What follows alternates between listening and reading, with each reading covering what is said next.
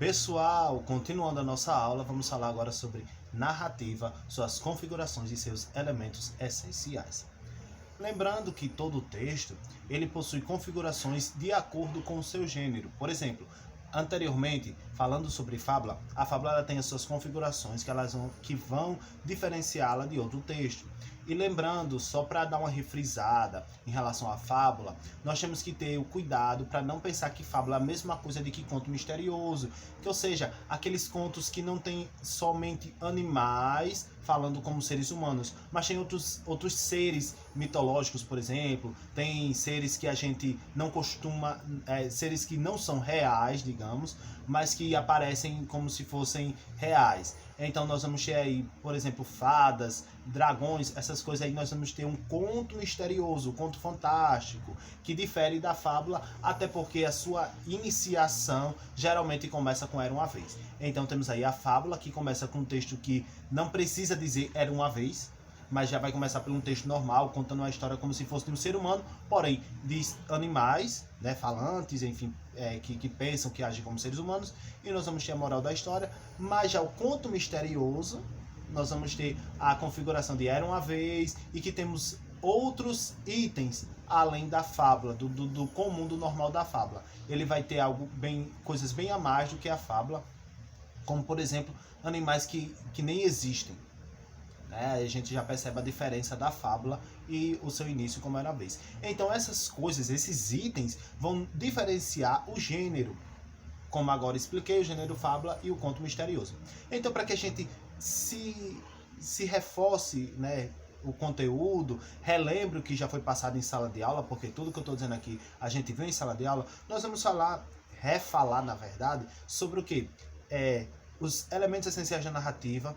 Vamos ver aí quem são narradores, quem são os personagens. Lembrando de fazer a separação entre narrador e escritor, que quem escreve é um ser humano de verdade real. E a fábula, ou qualquer outro texto, no caso a narrativa, ela é contada por alguém, que nós vamos diferenciar de narrador, personagem, que é quando aquela pessoa que está contando, que está narrando a história, participa da trama do texto, ou aquele narrador observador, que é só aquela pessoa que conta a história, mas que não participa do texto, que não faz parte do texto. Então temos aí essas duas diferenças, de escritor e narrador. Em relação ao narrador, temos o narrador que observa, só conta a história, está só transmitindo a mensagem, e temos aquele que é narrador personagem, que participa, que está ativo na trama. E já que nós falamos já disso, vamos continuando falando sobre o que? Os elementos essenciais da narrativa. Enredo é a história, ou seja, o conteúdo daquela história. Nós vamos ver aí que a história ela começa com a situação problema ou conflito, que é a apresentação da história, a apresentação do texto, daquilo sobre o que o texto vai falar. Aí nós temos o enredo. Em sequência nós temos o quê? O tempo. O tempo é o período em que está acontecendo aquilo. Pode ser que não tenha dito na história, por exemplo, no ano de 1950, mas como é que a gente pode perceber se o tempo não está especificado no texto? Pela configuração da localização do local, por exemplo, se vai falar sobre o tempo o tempo que os carros eram de uma determinada forma, um determinado estilo, nós vamos determinar mais ou menos aí um período da história. Então, pela classificação do ambiente, nós temos como determinar em que tempo era esse. E por falar em localização, que é o próximo item, nós nem sempre precisamos dizer, por exemplo, na escola, mas, por exemplo, se no texto estiver falando que alguém estava escrevendo alguma coisa no quadro, nós já vamos nos tocar de que aquilo era na escola. Então nem sempre vai vir claramente se falando de onde está se passando a história, né? Por exemplo, no meio de árvores, a gente vai perceber que já é um parque, alguma floresta, alguma coisa do tipo. Então, a localização ou o tempo não necessariamente precisa vir específico no texto, mas pelo contexto, ou seja, pela forma como aquele texto está escrito, a gente pode identificar esses itens. Então nós temos aí o enredo com a situação problema, que é aquela parte mais grave, né? A parte que a gente chama de ápice, né? A parte mais crítica da história, que é quando prende mais a nossa atenção, quando a gente fica mais vidrado naquele texto, ou a gente pode também transmitir, como eu falei para vocês, também pode falar de alguma cena, né? Aquela cena que é mais impactante, que chama mais atenção, que é quando a gente fica esperando ver o que vai dar. Então nós temos aí o ápice, que é a situação, problema ou conflito. E em seguida nós temos os personagens, que são o protagonista, que é o personagem principal. Lembrando que geralmente o protagonista é o mocinho, é a pessoa boa, aquela que a gente tem o desejo de que vença, de que supere, de que seja a pessoa que vai conseguir alcançar os seus objetivos. Porém, algumas vezes, o protagonista, ou seja, a pessoa principal da trama, pode ser o vilão.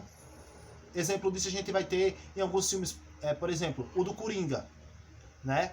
O personagem principal é alguém ruim, porém, ele é o personagem principal.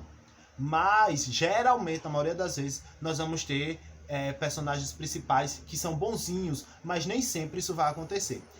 Na contrapartida do protagonista tem o quê? O antagonista, que é aquela pessoa que vai mais fazer oposição ao protagonista. Pode ser a pessoa boa ou ruim, também depende do protagonista. Então, ela vai lutar contra o protagonista. Seria aí o antagonista. Trazendo para um âmbito mais conhecido de filmes, por exemplo, vai ser aquela pessoa que vai lutar contra o bandido, se o bandido for o vilão. Ou será o bandido que tenta lutar contra o mocinho, se o mocinho for o protagonista. Ok? Em sequência, nós temos aí os coadjuvantes, que é aquelas pessoas que estão mais próximos aos mocinhos, aos protagonistas, os antagonistas, que fazem parte da trama, mas que, por exemplo, não tem tanta influência no texto, ou no filme, enfim, mas são pessoas que fazem parte, não são os principais, mas fazem parte, são os coadjuvantes. Eles estão ali para ajudar o protagonista, o antagonista, enfim, são as pessoas que estão auxiliando, fazendo parte ali daquela trama. E por fim nós temos os figurantes. Os figurantes, eles vão ajudar geralmente em que? Na caracterização do cenário. Por exemplo, se fala de floresta, nós vamos ter falando sobre vários outros animais, por mais que tenha aqueles animais prioritários, os mais importantes, os principais, mas vai ter a aparição de outros animais que não fazem parte do texto em relação a ter influência no texto, ter algo a mais no texto, mas eles vão estar ali para fazer parte do cenário, para concluir o cenário, para também nos dar a ideia de, por exemplo, a configuração total daquela ideia que o texto está querendo passar. E por fim, só reforçando, nós vamos ter aí o que? O narrador, que é o narrador presente no texto, que seria o narrador, o narrador personagem, que ele está presente no texto, ele participa do texto, ele atua, ele faz parte, é um dos personagens, mas ele também conta a história. Por exemplo, ele estaria dizendo, um dia eu saí e encontrei, né? Enfim, ele está falando dele, ou pode falar na terceira pessoa do plural, fomos, nós fomos, né? Está contando a história que ele participou. Já o narrador observador, ele simplesmente só vai contar a história. Uma vez, um certo camaleão saindo, enfim, né? No caso de uma fábula, saindo de sua casa, procurando comida, encontrou uma raposa. E aí nós vamos ver que ele não está dentro do texto. Ele simplesmente está somente contando a história. Então nós temos aí esses itens que vão nos dar a ideia melhor de como se construiu a narrativa, só reforçando: narrador, observador e narrador-personagem. Observador, quem só conta a história. Personagem é aquele que conta a história da qual participa. O enredo, que é a contagem da história, ou seja, o tema, o texto da história em si, toda a história, a descrição da história, a narração da história. Aí temos aí o tempo, claro, voltando só para o enredo, a situação, problema, conflito, que é a parte mais tensa, né, do texto, da trama, enfim. Aí nós temos o espaço, que é a localização, né, onde está sendo produzida, onde está sendo contada aquela história, e nós temos o tempo, que vai determinar o período em que aconteceu aquilo. Nem sempre o tempo ele é tão importante.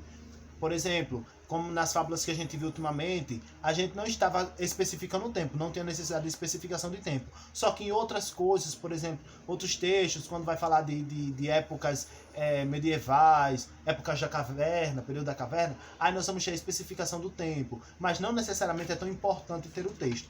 E os personagens, que são os protagonistas, o principal sendo vilão ou sendo mocinho. Nós vamos ter um antagonista, que é aquele que faz oposição ao personagem principal. Os coadjuvantes, que são personagens secundários com nem tanta influência assim, mas tem a sua participação, a sua contribuição. E os figurantes, que é aqueles que estão ali só para configurar o cenário de forma com que nos leve a compreensão maior, mais detalhada daquele período ou daquele local onde está sendo feito